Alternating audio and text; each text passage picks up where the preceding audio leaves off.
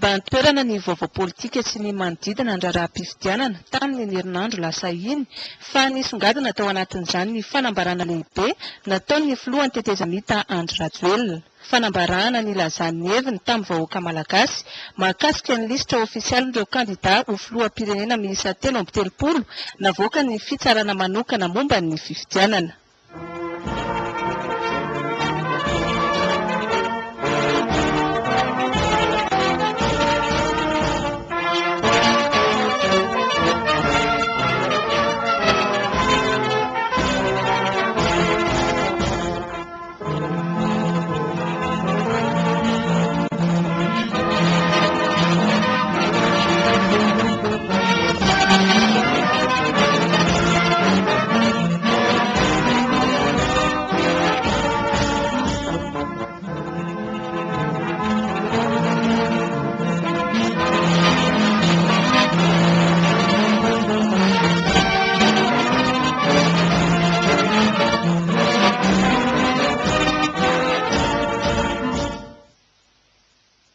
Malagasy praitandrazana amin'ny fofeny fitiavana no hiarabako anareo rehetra isa-tokantrano manerana ny nosy. Manoloana ny fivoarany toedrara eto amin'ny firenena, amiko dia rariny sy intsiny ary zo fototra ananany malagasy ny misafidy malalaka izay olona tena tiany hitatana ny Madagasikara. Amin'ny mahafiloha mpitondra ny Madagasikara ny tenako sy amin'ny mahatompona andraikitra voalohany ahy eto amin'ny tsinosy ity dia adidiko ny mitady sy mitondra vahaolana eo anatrehan'ny toe-draharaha lalovantsika ary tsy maintsy ny tombontsoa ambonin'ny firenena sy ny etaetan'ny vahoaka malagasy no mibaiko hatrany.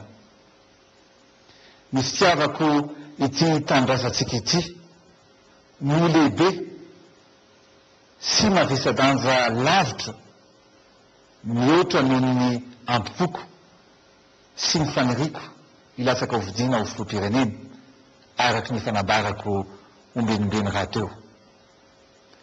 Tsapako fa miandrandra fifidianana fantatra ny vahoaka malagasy. Noho izany dia manaja ny fanapa-kevitry ny fitsarana manokana momba ny fifidianana na ny CES ny tenako ary manainga ny olom-pirenena rehetra tsy ankanavaka sy ireo tompon'andraikitra isa-tsikajiny manerana ny nosy mba hiarisalahy anatotosa ny fifidianana ao anatin'ny filaminana sy ny fandriampahalemana araky ny daty efa nofaritan'ny senita mba ahafahana mamarana ny tetezamita. Averiko indray fa i Madagasikara no jerentsika. Ny masoa ny vahoaka malagasy no bandinitsika. Tsy tiako tafarotsaka ao anatin'ny velam-pandriky ny fampiadiana ny samy malagasy isika toy ny hita any ivelany any amin'ny tany hafa rehetrany. Tsy azo ekeny zany ary tsy ekeko. Tsy mila intsony isika olona na dia iray aza amin'ny ainy ny tsy fitovi-kevitra ara-politika. Mipetraka ho vahaolana ho an'ny firenena ny tenako androany ary ho vahaolana ho an'ny firenena rapitso. Ny fiainana sy ny mpitondra dia mandalo fa ny atao dia mijanona sy mitoetra ho tantara. Noho izany dia ny fahendrena sy ny fandreferana no lova sy ohatra tsara indrindra apetraka ho an'ny taranaka fara-mandimby. Mila olona tena manam-panahy, tena mana fitiava-tanindrazana ny firenena, hitoeran'ny fahendrena ary indrindra matahotra an'Andriamanitra. Koa vonina ny tenako anao famindram-pahefana milamina sy ara-demokratika ao aorianan'ny fifidianana izay irosotsika. izany no fomba anehoako ny fitiavan-tanindrazana ho anao ry malagasy namako. Nametraka fitokisana tamiko ianao, koa azamanana malahelo, fa miaraka mijery lavitra sy mibanjina no avy isika. Ho tanteraka ane ny sitrapon'Andriamanitra mamiko sy mamitsika i Madagasikara. Masina ny tanindrazana, misaotra tompoko lahy, mankasitraka tompoko vavy.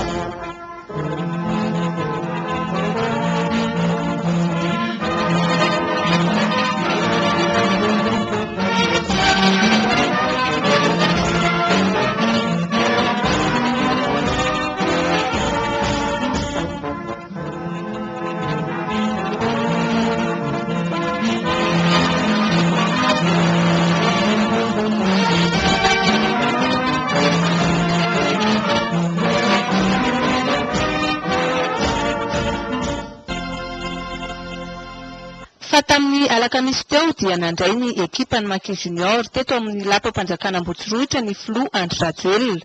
Fotoana nankairezany sy nanolora ny fanampiana ary nanomezany tsodrano ho an'ity ekipa malagasy ity amin'ny lalao manasadalana CAN Junior amin'ny rugby ho atrehany any Afrika Atsimo. Hiatrika ny lalao manasadalana CAN Junior aty Afrika Atsimo, ireto mpilalao mandrafitra ny ekipa pirenena Maki Junior ireto manomboka ny 20 Aogositra ka hatramin'ny voalohany volana Septambra izao. Taranjy iray ny roborobo ary voafehiny malagasy ity baolina lavalava ity tatoato. Tsy nitsahatra nanampy azy ireo ihany koa ny filohan'ny tetezamita Andry Rajoelina nasay mbola nandray ireto tanora ireto mialohany hiatrehany izay fiadinany ho tompon-daka ny Afrika izay. Zavatra goavana ny fifaninanana izay ho atrehantsika, ho atrehanareo satria hiaro ny voninahim-pirenena, voninahitry Madagasikara ianareo. Mahatoky fa efa nasandratra ireo avy avo izany voninahim-pirenena izany tamin'ny alalan'ny natompon-dakanareo tamin'ny taona lasa, ary tsy tonga foana koa matoa hoe atao eto à Madagasikara izany ny championnat du monde ny rugby amin'ny 2014. Zavatra lehibe izany sady zavatra goavana. Voalohany sy sambany teo amin'ny tantaran'ny firenena no hoe andray championnat du monde zany tsika amina taranja anankiray, taranja izay voafehan'ny malagasy, ary za matoky sy mino fa zao dianareo zao sy ny zavatra mbola ho ataonareo manaraka dia anandratra avy dia ho avo ny voninahim-pirenena ho an'ny firenena malagasy dia ny saim-pirenentsika izany, ka dia mitsodrano anareo aleo alasana ary hibata fandresena amin'izany fifaninanana ho ataonareo izany. Ankoatra ny tsodrano dia mbola nanome fanampiana 10 tapitrisa ariary azy reto ihany koa ny filohan'ny tetezamita, ary mbola nampanantena valiso manokana ho an'ireo mpilalao rehefa mibata fandresena izy ireo.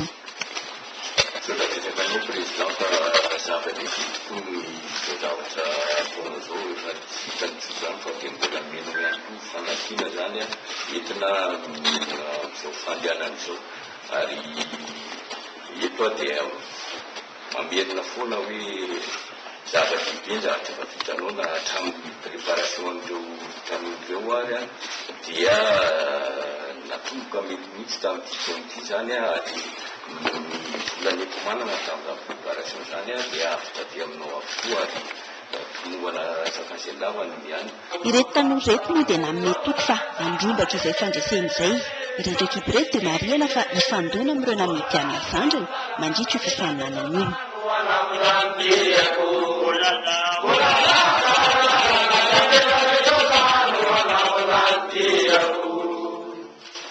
Tsara toy izany dia raha fandresena.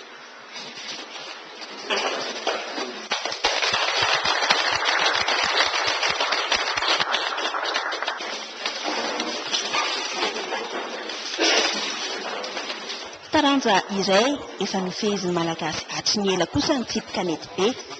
Miakatra ihany koa ireo zandriny amin'izao fotoana izao ka ny fiadinan'ny tompon-daka eran-tany izay atao any Frantsa ny 9 Aogositra ka hatramin'ny voalohan'ny volana Septambra izao no hatrehany izy efatra amby rahalahareta. Afa-po tamin'ny fanomanana izy ireo ary efa vonona amin'ny fiatrehana ny lalao. Nitsodrano azy ireo ihany koa ny filohan'ny tetezamita Andry Rajoelina ary nanolotra lela-vola 10 tapitrisa ariary. Ny tsipoka lehibe na ny pétanque dia anisan'ny tena taranja voafehantsika malagasy ary efa tompon-daka eran-tany tsika taona maro mifanesy. Ny zavatra nampiavaka amintsika mitoraka tia dia tsy aty amin'ny sehatra lehibe fa aty amin'ny junior tsika zao dia efa mandray anjara amin'izany ary mino somatika fa ny anaram-boninahitra ary indrindra ny voninahitry ny firenena malagasy dia ho asandratra reo avy mba azo amin'izany titre championnat du monde izany indray indrindra moa amin'ny hoe scazy misy ny junior ka dia ny teny olazaina dia tsara sodrano ary ny bata fandresena rehefa mody aty nareo dia hoety ny amboary manampy amin'ny fandarina izay ilaina dianareo zany dia mitsodraronareo zandry mba anana ny heritsaina ary mitra hiatrehana ny fifaninanana zany ary vata ny fandresena ao anatin'izany fifaninanana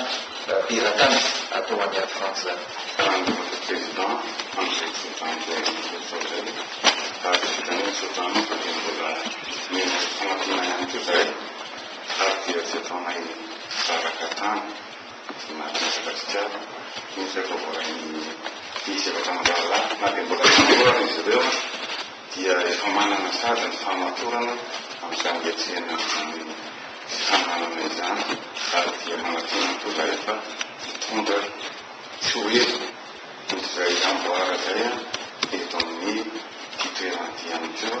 Raha izay tontolon'ny fanatanjahantena izay ihany dia no tsy ahivon'ny filoha Andry Rajoelina fa sambany Madagasikara tato anatin'ny tetezamita no nampiatrano sy nandray anjara be indrindra amina fifaninanana iraisam-pirenena ary ny batamboara. Mbola mila tosika ho izy ny fanatanjahantena malagasy na dia efa misy vokatra tsara azy. Mbola namafisy ny teto araka izany ny fananganana ilay ivon-toeram-pirenena momba ny fanatanjahantena.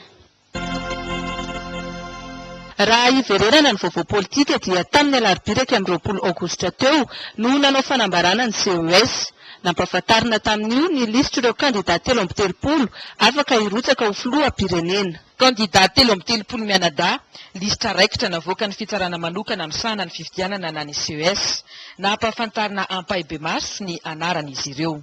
Voalohany, Andriany Anarivelo Haja Herivelona, Lahiniriko Jean, Ratsiraka Iarovana Roland, Rabearson Roland Dieudonné atao hoe Vaombey, Rajanarivelo Pierrot Jocelyn, Jean-Louis Robinson Richard, Rabearsoa Sarah, épouse Georget, Rakoto Jean-Pierre, Rabetsaroana Willy Sylvain, Rabe Manantsoa Brigitte Yantamirina, Razaf Manazato Julien, Razaf Arson Laza, Monja Rondefo Zaktsimivaly, Randremampiona Joseph Martin, Rajemson Rakotomaharo, Voninahitsy Jean-Eugène, Ravalson Clément Zafsoul, Teindrazanarivelo Jacob Alain, Rajonary Patrick Ratsimba,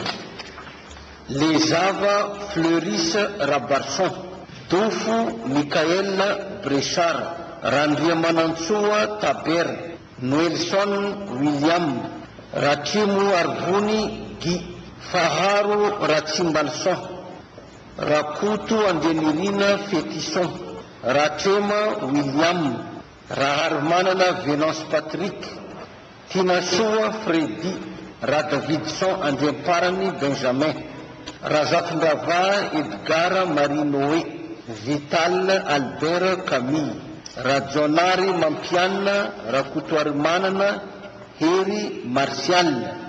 Article 2. La présente décision sera publiée au journal officiel de la République.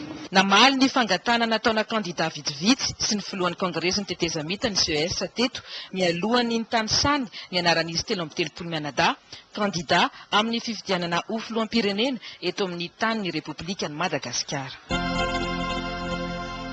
Ny ampitson'iny ihany dia niatrika fivoriam-be teto Alarobia ny mpikambana ao amin'ny senity notarian'ny filohany Atala Beatrice sy ireo manampahaizana avy amin'ny firenena mikambana notaria Indramatoa Fatima Samora niaraka tamin'ny solitena ny fiadidiana ny tetezamita sy ny primatiora ary ny avy eo amin'ny ministera ny fitantanam-bola sy ny teti-bola. Navoaka tao aorian'io avy hatrany ny tetiandrom-pifidianana vaovao ka tapaka fa ampy 5 ny volana Oktobra 2014 izao no anatontosana ny fihodinana voalohany amin'ny fifidianana filoham-pirenena ary amin'ny 20 ny volana Desambra kosa no ampiarahana ny fihodinana 2 sy ny fifidianana solombavam-bahoaka. Mikasika tetiandrom-pifidianana satria mivaona amin'izay efa-tapaka tany aloha momba ny filaharany fifidianana ho atkely ialana amin'ny primy ny fiboriam-ben'ny senita sy mampahaizana firenena mikambana izay natao androany 20 aogositra 2014. Toy izao ary izany tetiandro fifidianana izany. Ny fifidianana filohan'ny Repoblika fifidianana voalohany dia atao ny zoma 20 Oktobra 2014. Ny fifidianana filohan'ny Repoblika fifidianana faharoa ampiarahana ny fifidianana solombavam-bahoaka dia atao ny zoma 20 Desambra 2014. Ary satria moa mihoatra ny fetra ny vanim-potoana 30 Novambra voalaza ny fehezam-banahy fifidianana afahana manao fifidianana daty 20 Desambra 2014 io zay heverina anatanterahana fifidianana faharoa fifidianana ny koa Repoblika fiarahana ny fifidianana solombavam-bahoaka io dia tsy maintsy ary tsy maintsy nataonay minangataka lalana ny amin'ny fisarana manokana momba ny fifidianana ahafahana manao izany ary ahafahany senita manatanteraka an'io fifidianana ny volana Desambra io. Tsy fampitan-dalàna akory izany fa efa voasinjo ny toezam-dalàna fifidianana ao amin'ny andiny faha-enina amby 30 ny paika arahina ahafahana moso amin'izay. Tapa-kevitra anatanteraka ny fifidianana no azandraitsika atrimiela amaranana ny krizy ary isika vaoka malagasy izao. Mihevitra izay senita fa azontsika tanterahana mevoan'ny fifarany fotoana 2014 izany.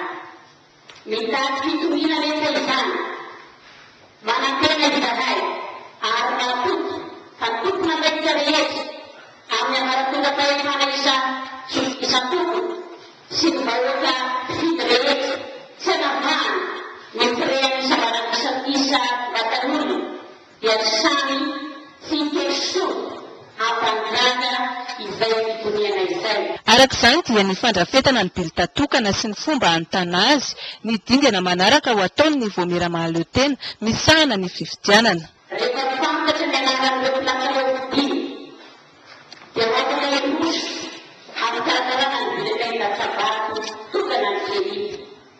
Rehefa voafaritry ny endrika izany biletena sabato tokana izany dia irosona ny fanontana azy ary mbola aparitaka isaky ny birao fifidianana manerana nosy izy ireny aorian'ny fanontana azy.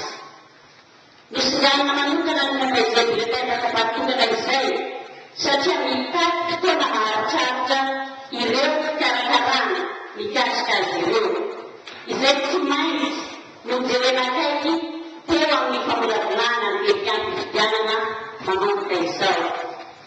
Tsy azo miodivirana raha teo koa ireo teo-fotoana voalaza ny lalàna na ny degré samihafa tsy maintsy azay ary ampidirina ao amin'ny tetiandro fifidianana. Ao anatin'izany ohatra ny famelona-pialana ireo kandida manam-pahefana ara-politika 70 andro farafatarany alohan'ny banandro anaovana fifidianana. Izany hoe farafatarana ampaena aogosta izao dia tsy maintsy miara manao émission izy ireo. Ny arana-nosy ny fanambarana rehetra voalaza teto ny filohan'ny senita sy ramatoa Fatma Samora solitena ny firenena mikambana nanentana ny vahoaka malagasy rehetra aneo safidy ny ankalalahana ny filohan'ny senita sady nanamafy ny fitohizan'ny fifanomezan-tanana amin'ny vondrona iraisam-pirenena. Mba anafainganana ny fizorana makany amin'ny fifidianana ihany dia niara-ny adi-hevitra momba ny firafitry ny bilitatokana teto Alarobia ireo kandida ho filoham-pirenena sy ireo mpikambana ao amin'ny senita. Tapaka tamin'ny adi-hevitra ny fanaovan'ny kandida 330 na ny solitenan'izy ireo sy ny senita fa mitazona ny laharany teo aloha tsirairay saingy ny kandida Hery Rajaonarimampianina no nomena safidy amin'ny laharana 7 sy ny 220. Tapaka ny besin'ny maro eo zany dia samy mitazona ny numéro ka isika vahoaka mpifidy vahoaka malagasy zany dia alala isika hoe misy numéro 41 na 40 na 33 anatiny dia miranitana kanefa dia 33 ihany zany na telopelopolo ihany misy ny latsaka isidina zany amin'izay izay. Tazominy andevatoro isika ihany koa misy kandidata lakanjoany 85 ifianana ny tiany ireo numéro anatireo. Nampahafantarina teto ireo tetandro anatanterahana ny fampilezan-kevitra. Fidiana anakoa epitila fidirana kultura urdina ianareo vahoaka fampilezan-kevitra. Manomboka ny 24 septambra ka hatramin'ny 23 octobre. Zay ianareo vahoaka ny fidinareo hoe fidio fidiana kultura fidiana fidirana fahareo dia manomboka ny 28 novembre ka farana ny 18 décembre. Fidiana sy ny vahoaka zany dia miaraka 28 novembre ary farana 18 décembre. Misy ny fanomezana toromarika mandra-pahatonga sy mandritry ny fampilezan-kevitra.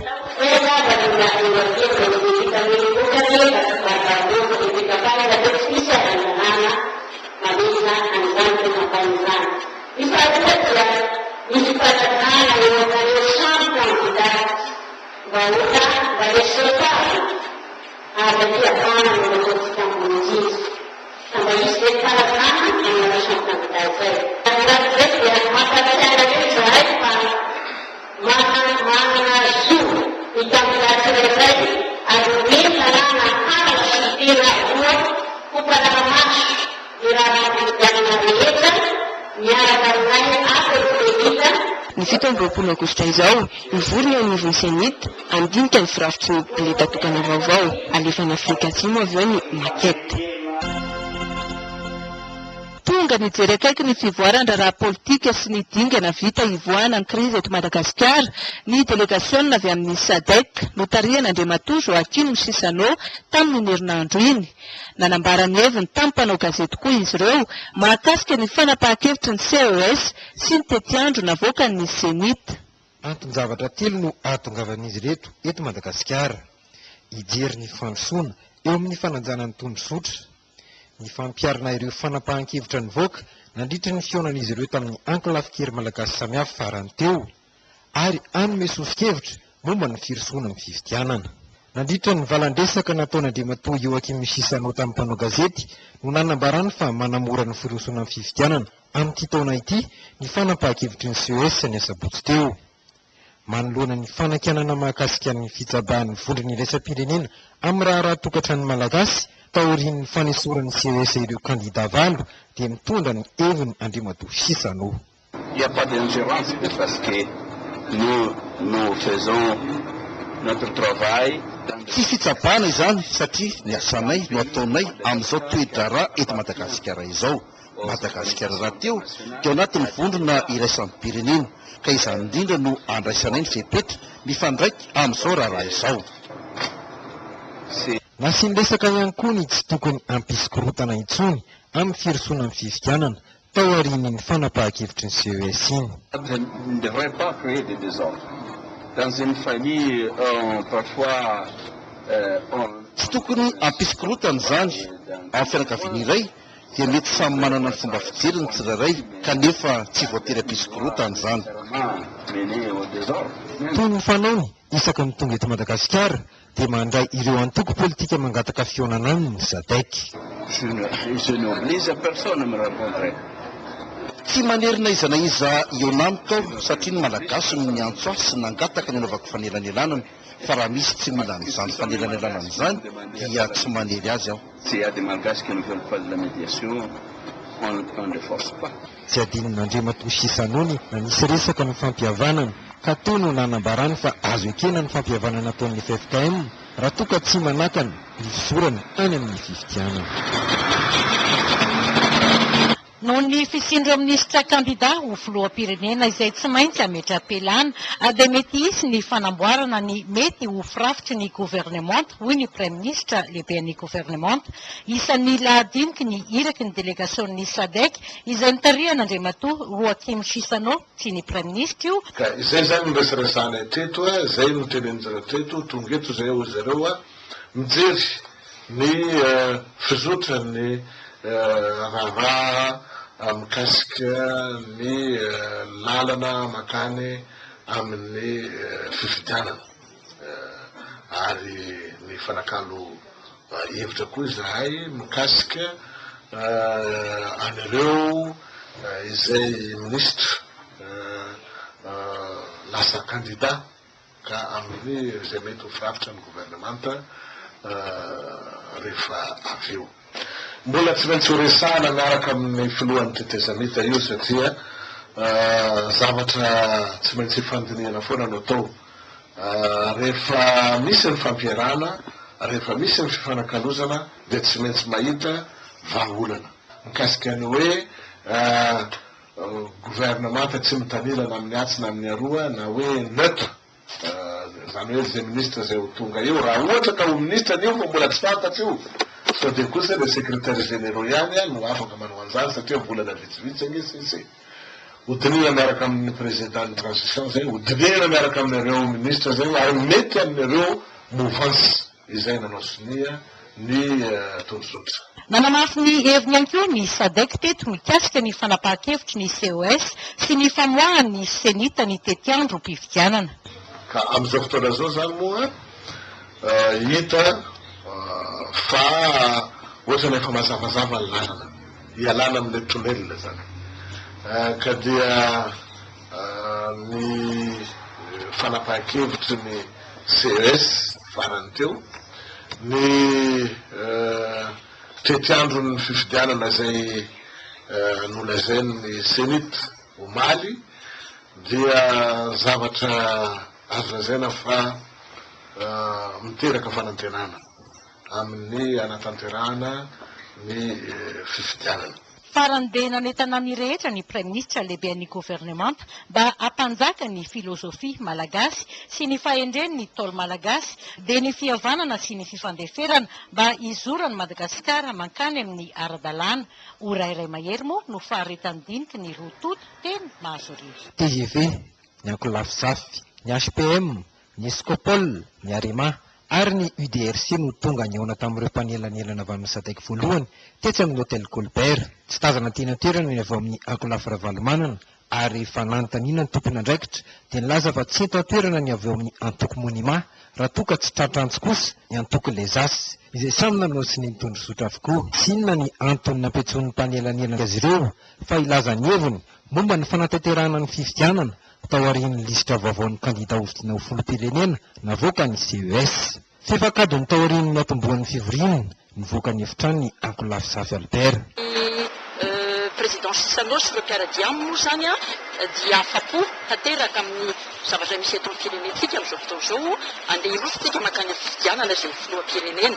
Zahay nandeha tao anatin'ny efitrano nirahany Ray aman-dreny Albert mazava ny zavatra nambaranay tao izahay dia tsy resy lahatra mihitsy dia nambaranay taminy soranay izy tamiezaka rehetra nataony teo amin'ny fanelanelanana anapitinantsika malagasy hivoaka amin'ny krizy fa izahay ny Ray aman-dreny Albert sy ny mpiara-dia amin'ny rehetra ary ny akamaroany malagasy any amin'ny faritra any dia tsy manaiky ho tereny ny communauté internationale. Tsy naneho ny heviny mahakasika ny fionana kosa ny avy amin'ny antoko TGV sy ny Arema nambaran'ity farany fa tsy nanao afa-tsy ny tatitra ny fivoaran'ny toedrara izy ireo. Ny antoko ambiny kosa Raha niresaka tamin'ny mpanao gazety dia nilaza fa tsy misy afa-tsy ny fifidianana no lalana ivoahany Madagasikara amin'ny krizy.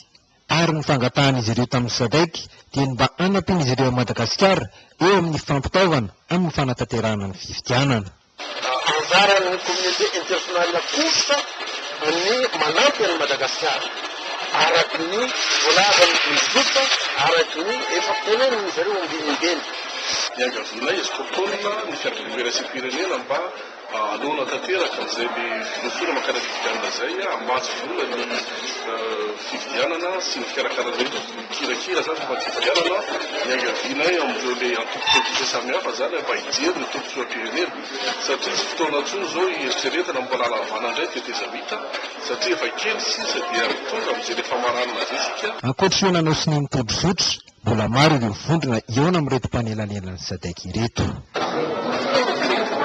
Mankato tanteraka ny fanambarana nataon'ny CES momba ireo kandida filoham-pirenena miisa 13 izay nivoaka tamin'ny 20 aogositra teo ny SADC no sady ihany koa manohana ny Madagasikara amin'ny fifidianana filoham-pirenena izay atao eto amintsika ny 20 oktobra 2024 izao sy ny fihodinana faharoa amin'ny 20 desambra izay mifanindran-dalana amin'ny fifidianana solombavam-bahoaka araka ny daty navoakan'ny senita omaly. Nambaran'ny Joakim Sisano tamin'ny mpanao gazety teto fa ny fanapahan-kevitry ny CES sy ny senita dia dingana iray mankany amin'ny fivoahan'ny Madagasikara amin'ny krizy amin'ny fanaovana fifidianana madio sy mangarahara ary eken'ny rehetra. Ny ekipa mpanelanelan'ny SADC dia manohana tanteraka ny hevitra tapaky ny CES izay mametraka fitoviana amin'ny namoahan'ny listy ireo kandida ho filoham-pirenena araka ny lalana velona eto Madagasikara. Ny ekipa mpanelanelan'ny SADC dia manipika fa ny fanapahan-kevitry ny CES sy ny senita dia lalana mitondra ny Madagasikara hivoaka amin'ny krizy ka ahafahan'ireo vondrona iraisam-pirenena manampy an'i Madagasikara amin'ny fifidianana mangarahara izay kion-dalana amin'ny tantalam-pirenena malagasy. Araka izany dia manao antsoavo amin'ny vondrona iraisam-pirenena sy ny mpiara-miombon'andro karabola sy ara-teknika ary ara-pitaovana ny SADC mba hanampy an'i Madagasikara amin'ny fikarakarana ny fifidianana izay atao eto amin'ny nosy. Ny SADC miaraka amin'ny vondrona afrikanina ary ny JIC Madagasikara sy ireo vondrona iraisam-pirenena dia hanome sazy ireo rehetra izay mitady hisakana ny tsy hahatanteraka ny fifidianana ho ihany andray matoa Joakim Sisano entitra tamin'ny fanambarany. Teo ampamaranana dia niantso ny vahoaka malagasy tsy vaky volo ny SADC ary miantso ihany koa ireo mpanao politika rehetra mba hampandefitra ny ampopo sy famela heloka mba hisian'ny fampihavanam-pirenena ka hivoan'ny Madagasikara amin'ny krizy.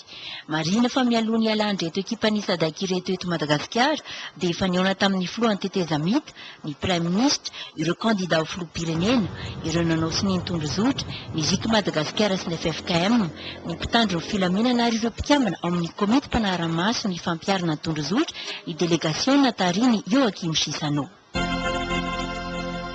Mitoy ny fanatsarana ny hainao manjerim-panjakana ataon'ny ministera ny serasera mba hanarahany ny vahoaka malagasy rehetra ny fivoarany ny toetra ara-pirenena. Tonga nitokana ireo studio vaovao ny RNM sy ny TVM tany Sambava sy Antala ny ministra ny serasera ary Laurent Radasson nandritra ny fitsidiany tany amin'ny faritra Sava iny. Fotoana nanoloran'ny fitaovana raitra sy nanendreny ny talepatitra ny serasera any an-toerana. Amin'ny anaran'ny fitondram-panjakana tetezamita izay tarihany filoha Androajoelina manapahantsika an'ity marika fitokanana ty fotodrafitrasa ny ministeran'ny serasera eto amin'ny faritra Sava ity.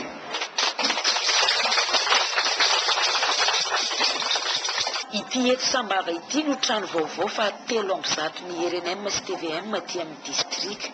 Ity ihany koa no nanomboana ny fitokanana ireo birao vaovao aty amin'ny faritra Sava. Samy nahazo trano vaovao matsy ireo distrika 4 mandravitra ny faritra.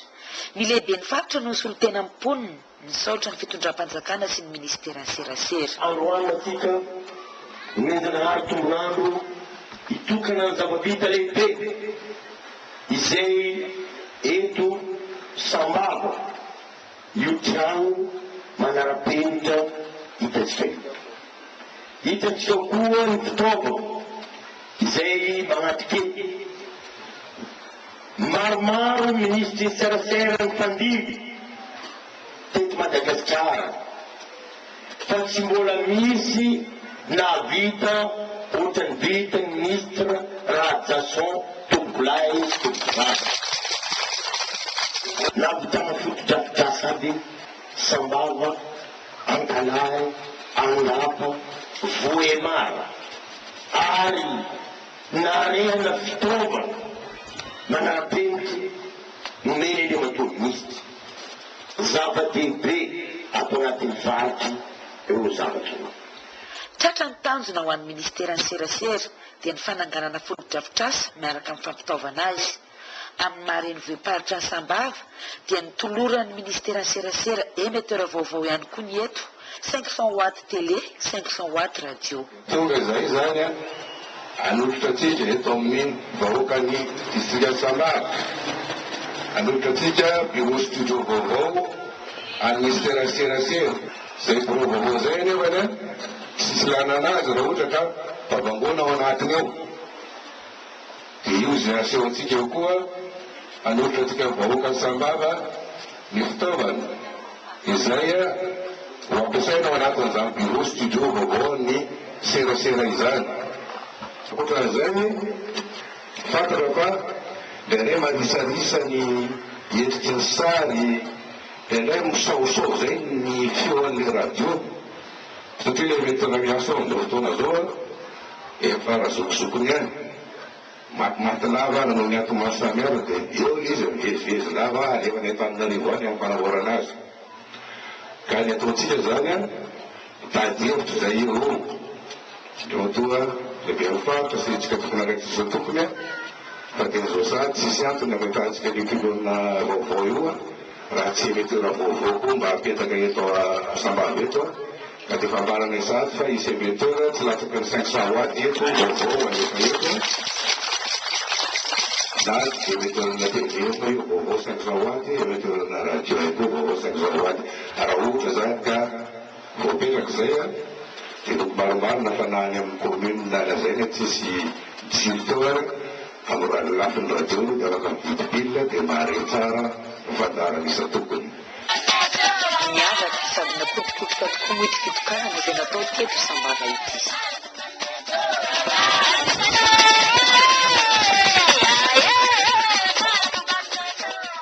Ny taona 2000 no nahazo fitaovana farany avy amin'ny fitondrana malagasy ny hanao manjerim-panjakana eto amin'ny distrika Nantala. 13 taona teoriana indray vao nisy izany ary niaraka tamin'ny trano vaovao mihitsy azy. Raro ny raha velom-pisaorana ireo mpiasan'ny RNM sy TVM eto an-toerana. Velom-pisaorana tokoa izay eto amin'ny Fatra Sava amin'ny fanomezana izay nentin'ny ministra ny serasera toa Henri Laurent Razasson. Aniaran'ny mpiasan'ny serasera eto atao amin'ny Fatra Sava no anorana fisaorana dia ministra nandraikitra satria raha tsy resaka ny ato amin'ny district Nantala dia mbola tamin'ireny rivoza tamin'ny dareny le maha tena nandrabarabateto regny nazahoana fitaovana farany. Tsy ho tara, tsy ionina amin'ny ono-ono intsony ary ahara-baovao manomboka izao ny pon'ny Nantala.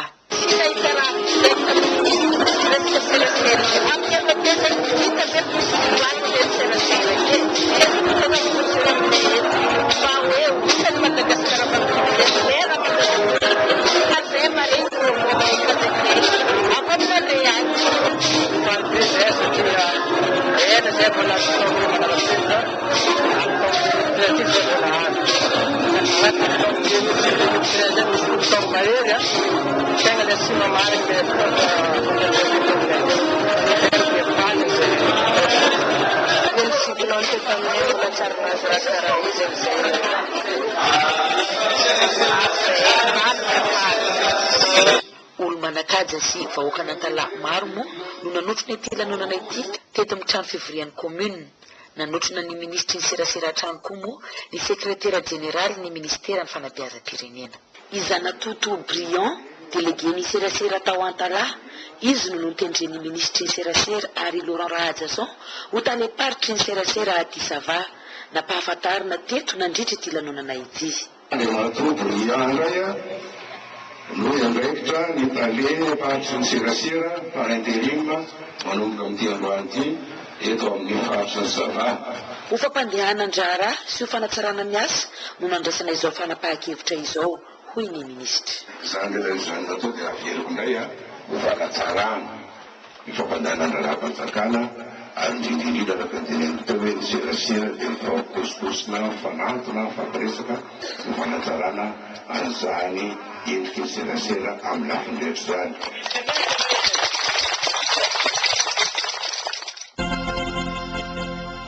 Nanararoatra ny fandalovan'ny minisitra Ary Laurent Radjasson taty Antala ireo mpamboly vary any an-toerana nitaraina ny olana setrain'izy ireo.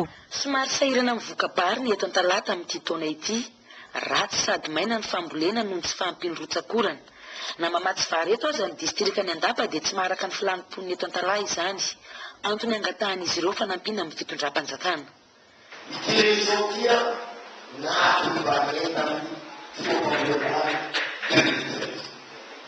Mozary région Sava.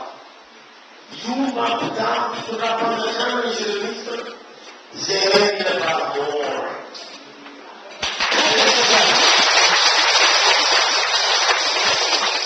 Mandalo fasasarana famokaram-bary zegny aty Antala noho ny fahatarany orana.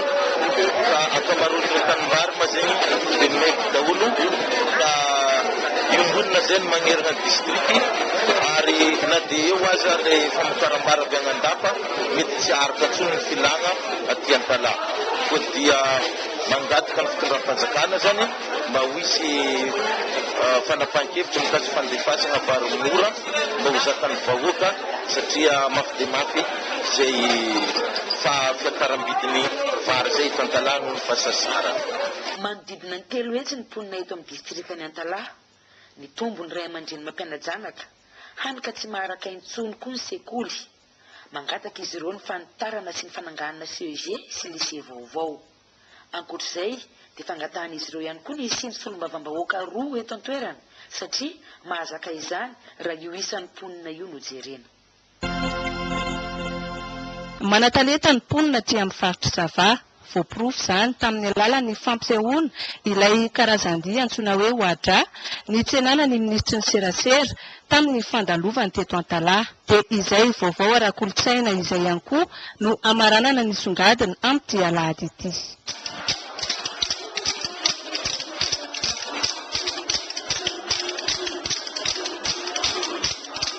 Miavaka amin'ny fandraisam-bahiny ny aty Sava, ny vehivavy mana-talenta amin'ny fanafanana lanonana.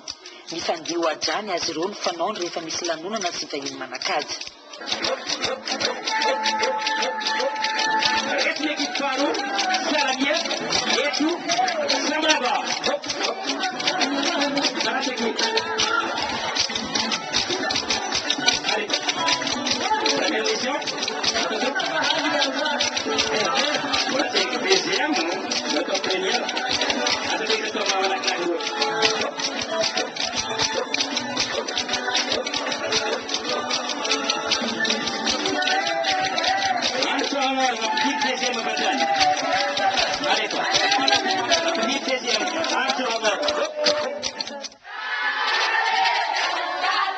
Mandeha koa hatramin'ny vakidrazana sy ny tononkalo.